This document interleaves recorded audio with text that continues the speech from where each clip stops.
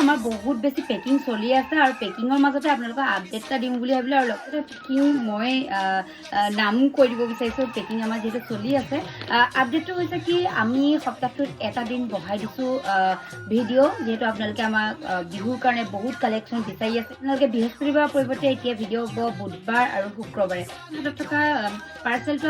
আছে গোৱালপাৰাৰ ধীমান দাসৰ এইটো এটা পাৰ্চেল এইবিলাক আমাৰ পেকিং হৈ আছে এতিয়া পম্পী ৰায় তাৰপিছতে অংগনা গোস্বামী তেওঁ ঘৰ হৈছে বোকাখাট গুৱাহাটী এইটো হৈছে কি কয় ধেমাজি এইটো হৈছে বাহিৰৰ মধুস্মিতা এইটো হৈছে বেংগলোৰ চলি আছে আৰু পেকিং হ'লো গতিকে আপোনালোকে সোনকালে